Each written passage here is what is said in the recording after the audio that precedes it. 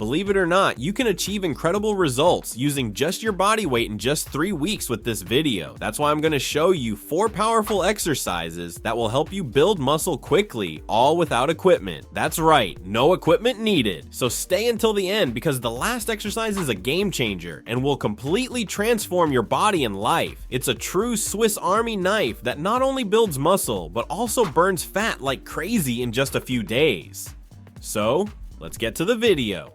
Number 4, push-ups. If there's one exercise that will never go out of style, it's the push-up, and that's no coincidence. This is one of the most complete upper body movements out there, and best of all, it requires no equipment, can be done anywhere, and actually works. But there's a problem. Most people do push-ups incorrectly. This not only reduces the effectiveness of the exercise, but can also cause pain and unnecessary strain on the joints. So if you really want to gain strength and muscle with push-ups, you need to understand how this exercise works, how to do it correctly, and how to progress to more advanced levels. Now, pay attention. Push-ups aren't just for the chest and triceps as many people think. They also work the shoulders, core, including abs and lower back, and even hip stabilizers. In other words, when done correctly, push-ups strengthen the entire body. But to achieve this, you need to follow the proper technique, avoid common mistakes, and learn how to make the exercise more challenging with smart variations. First, forget the idea of just going up and down quickly. Push-ups aren't about quantity, but quality. Every rep should be done with control and full muscle activation. Now, let's go step by step on how to perform the perfect push-up. Start in a high plank position with your hands slightly wider than shoulder width apart and your fingers pointing slightly outward. Your feet can be together or apart depending on what feels more comfortable for you. The important thing is to keep your body straight from head to heels. Now comes a crucial detail. The way down is just as important as the way up. Bend your elbows and lower your body slowly, keeping your elbows at a 45-degree angle to your torso. Don't let your arms flare out too much to the sides, as this can overload the shoulders and increase the risk of injury. Ideally, your chest should come close to the floor without touching it. If you can't go that low at first, lower yourself as much as you can while maintaining control. As you push up, press against the floor forcefully, extending your arms until you return to the starting position. But here's another important detail. Avoid fully locking your elbows at the top of the movement. Keeping slight tension in your muscles improves the efficiency of the exercise. And don't forget to breathe. Inhale on the way down and exhale as you push up. This helps maintain stability and improves your performance. Now that you know how to perform a push-up correctly, let's talk about the most common mistakes. The first mistake is letting your hips drop or raising them too high. If your hips are sagging, it means your core isn't properly activated. If they're too high, you're taking the focus away from the muscles that should be working. The solution: keep your abs engaged and pay attention to your posture. Another common mistake is not controlling the descent and simply dropping toward the floor.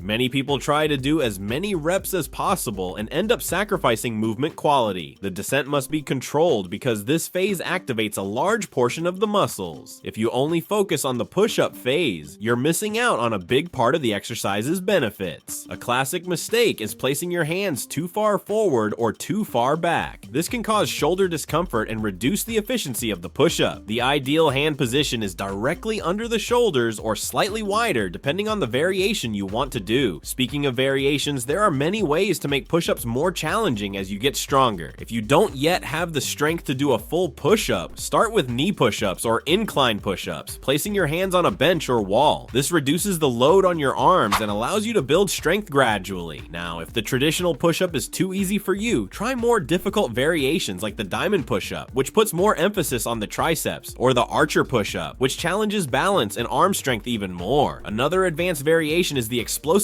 push-up, where you push off the ground with enough force to lift your hands off the floor, sometimes even clapping before landing. These push-ups help develop power and are great for improving performance in other exercises like the bench press. And if you really want to take your push-ups to the next level, try the one-arm push-up, which requires incredible core control and much greater upper body strength. Now, you might be wondering how many push-ups you should do daily to see results. That depends on your current fitness level. For beginners, starting with 3 sets of 8 to 12 reps is a great start. If you're more experienced, you can increase to 4 or 5 sets of 15 to 20 reps. The most important thing is to always challenge your muscles and aim for progress.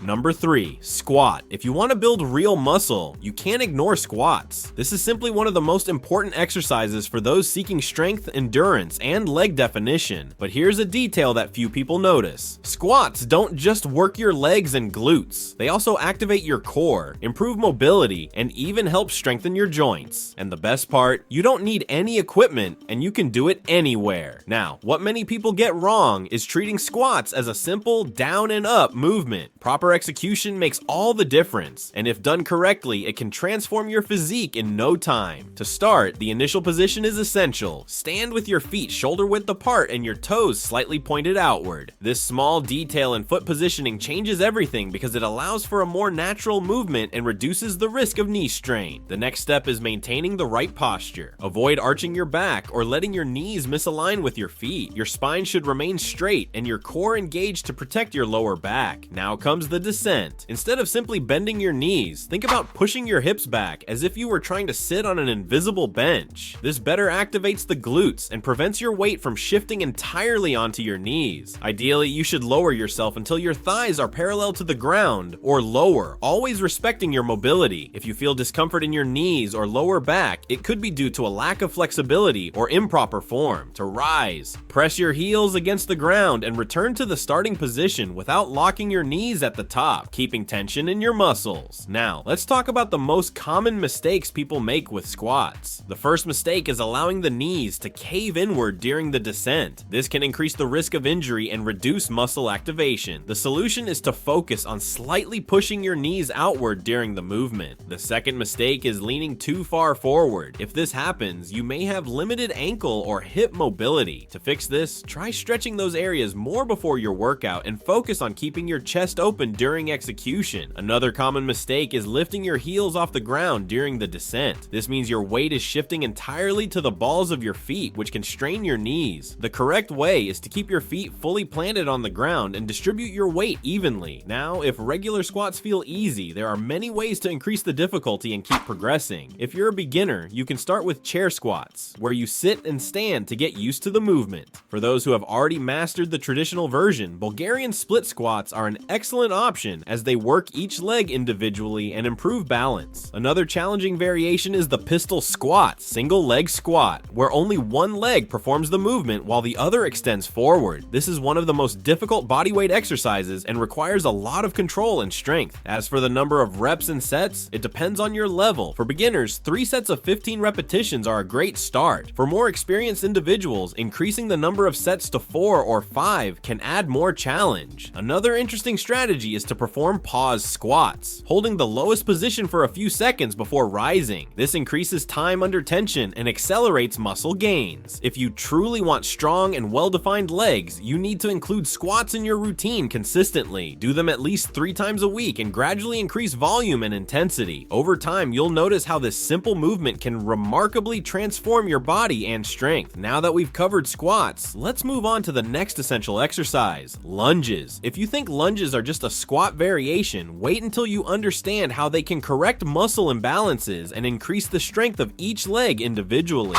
Number 2, lunges. If you want strong and well-proportioned legs, you need to start taking lunges seriously. Many people think this exercise is just a different squat, but the truth is that it plays a unique role in muscle development. Unlike the traditional squat, which works both legs simultaneously, the lunge is a unilateral exercise, meaning it works one leg at a time. This helps correct muscle imbalances, improves balance, and strengthens stabilizing muscles, something that few exercises can do as effectively. Now, why is this so important? Because even if we don't realize it, we always have one side of our body stronger than the other. In a squat, for example, one leg might be compensating for the other without you even noticing. With lunges, however, each leg is forced to work independently, ensuring that the muscles develop evenly. This not only improves the aesthetics of the legs, making them more symmetrical, but also helps prevent injuries and future pain, especially in the knees and lower back. Now, let's get to what really matters: how to do lunges correctly. quickly. The first step is to take a big step forward, keeping your feet hip-width apart. The size of this step makes all the difference. If it's too short, you'll put excessive strain on your knees. If it's too long, you may lose stability and compromise muscle activation. Ideally, when you lower yourself, the front knee should form a 90-degree angle, while the back knee moves toward the floor without touching it. Keep your torso upright, engage your core, and look straight ahead. As you rise, push through the heel of your front foot to properly activate your glutes and quadriceps. Now, one common mistake many people make in this exercise is letting the front knee go too far past the toes. This increases pressure on the joint and can cause long-term pain. The correct way is to keep the knee aligned with the ankle without pushing too far forward. Another common mistake is losing balance and swaying during the descent. If this happens to you, it could be due to a lack of core strength or weak stabilizing muscles. The solution is to start with static lunges, keeping your feet in the same position and simply lowering and rising before trying more dynamic variations. Speaking of variations, if you want to challenge your muscles even more, you can try different ways of doing lunges. The reverse lunge, for example, where you step backward instead of forward, reduces knee impact and activates the glutes more. Another interesting variation is the Bulgarian split squat, where you rest your back foot on a bench or chair, placing even more emphasis on the front leg. If you want to add explosiveness to the movement, you can try jump lunges, which increase intensity and improve muscle power. Now, regarding reps and sets, a good strategy is to do 3 to 4 sets of 10 to 12 repetitions per leg, ensuring that each side of the body works with the same intensity. If you want more of a challenge, you can hold dumbbells in your hands or slow down the movement to increase time under tension. If you're not doing lunges yet, start now. This exercise is a true game changer for leg development, and if incorporated consistently into your workout, results will appear quickly. Now that we've talked about legs, let's move on to an exercise that works one of the most important parts of the body, the core. And no, I'm not just talking about abs, but all the muscles responsible for maintaining posture and body stability. The next exercise is the plank, one of the most effective movements for strengthening the core and improving muscular endurance.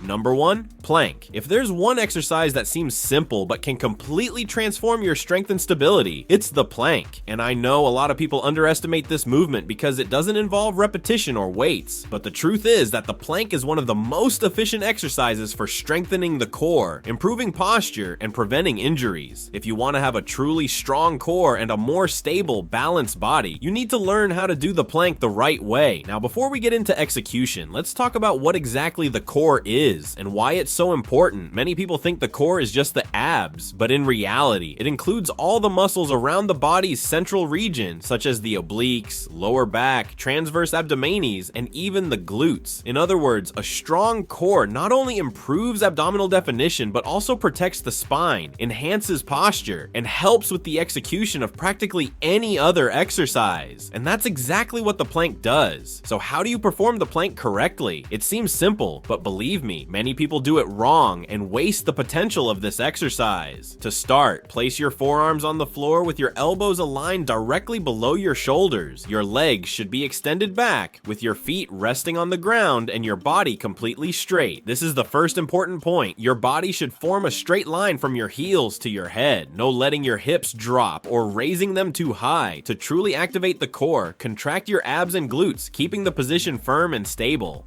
Now, let's talk about the most common mistakes and how to fix them. One of the most frequent mistakes is keeping the hips too high. Many people do this without realizing it, but the problem is that this shifts the load from the abs to the shoulders, reducing the effectiveness of the exercise. The other extreme is letting the hips drop, which overloads the lower back and can cause back pain. The key is to engage your core muscles and maintain perfect alignment. Another common mistake is holding your breath during the plank. This is a classic mistake that can make you tired faster and even cause discomfort. The ideal approach is to breathe in a controlled and steady manner, helping you maintain endurance for longer. Now, how long should you hold the plank? Many people think they need to stay still for 5 minutes to see results, but that's not true. The most important thing is not the total time, but the quality of the muscle contraction. If you're just holding the position without really engaging the core, you're doing it wrong. A good strategy for beginners is to start with 3 sets of 30 seconds to a minute. As it gets easier, gradually increase the time or add variations to make the exercise more challenging. Speaking of variations, the traditional plank is already great, but if you want an extra level of challenge, you can try some more intense variations. The side plank, for example, focuses on the oblique muscles and further improves balance. Another interesting variation is the plank with shoulder taps, where you alternate hands touching your shoulders, challenging your core stability. If you want to activate your lower abs even more, you can try the plank with leg lifts, which adds extra stimulation to the core and glutes. Now, an important detail, the plank alone won't give you a shredded abdomen. Yes, it strengthens the muscles and improves posture, but abdominal definition depends on a lower body fat percentage. If your goal is to make your abs visible, besides doing planks, it's essential to combine your workout with a balanced diet and aerobic exercises to reduce body fat. So if you're not yet including the plank in your routine, it's time to change that. It is one of the most efficient exercises for developing core strength and improving your performance in any other workout. Do it at least 3 times a week and try to progress to more difficult variations whenever possible.